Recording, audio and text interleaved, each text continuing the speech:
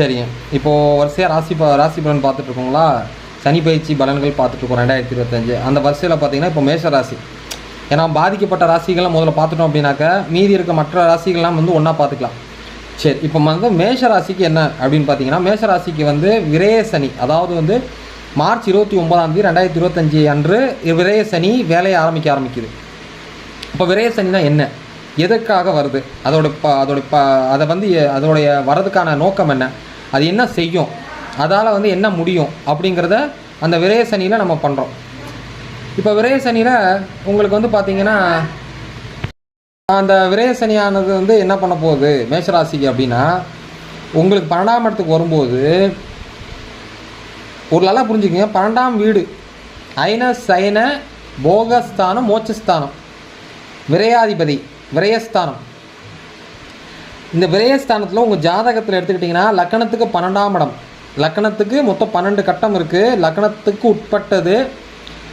உட்பட்ட 12 கட்டங்களில் 12ஆம் இடத்துல சுப கிரகங்கள் இருந்தால் சுப விரயம், அசுப கிரகங்கள் இருந்தால் அசுப விரயம்.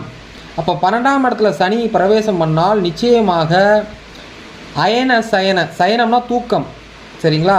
அயன சயன போகஸ்தானம்.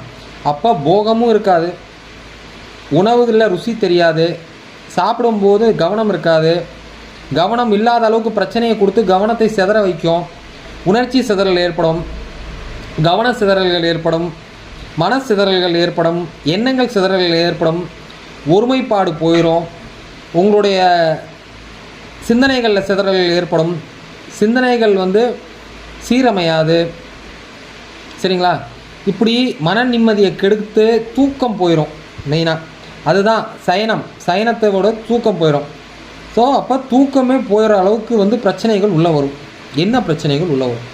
விரயத்தில் உட்காந்து 3ஆம் பார்வையாக 2ஆம் இடத்தை பார்த்தால் குடும்பஸ்தானம், வாக்கு, குடும்பம், தனம், இந்த 3லே பிரச்சனை ஏற்படுத்தும். அந்த சனியாகப்பட்ட பார்வை 3ஆம் பார்வையாக 2ஆம் இடத்துலையும், 7ஆம் பார்வை 6ஆம் இடத்துலையும், 10ஆம் பார்வை உங்களை 9ஆம் இடத்துலையும் பார்க்கும் பொழுது உங்கள் பாக்கியத்தை முற்றிலுமாக முடக்கும். தகப்பனார் சொத்து, தகப்பனார் தொழில், தகப்பனார்கிட்ட வரக்கூடிய வருமானம், தகப்பனார்கிட்ட வரக்கூடிய ஆதரவு, தகப்பனார்கிட்ட வரக்கூடிய எந்த ஒரு ஆதாயங்களையும் முடக்கிடும், தனத்தை முடக்கிடும். வாக்கை வந்து மாற்றத்தை ஏற்படுத்தி வாக்கால் குடும்பத்தில் பிரச்சனை ஏற்படுத்திடும். வாக்குஸ்தானத்தை முற்றிலுமாக தன்வசப்படுத்தி வஞ்சகஸ்தானமாக மாற்றிக்கொள்ளும். அப்போ விரயத்தில் வந்து தூக்கத்தை கெடுத்து ஹாஸ்பிட்டல் விரயம், கர்ம விரயம். ஒருத்தர் இறந்துட்டாருங்க, திடீர்னு 2 லட்ச ரூபா செலவாயிடுச்சு, கடன் ஆகிட்டேன், கீழே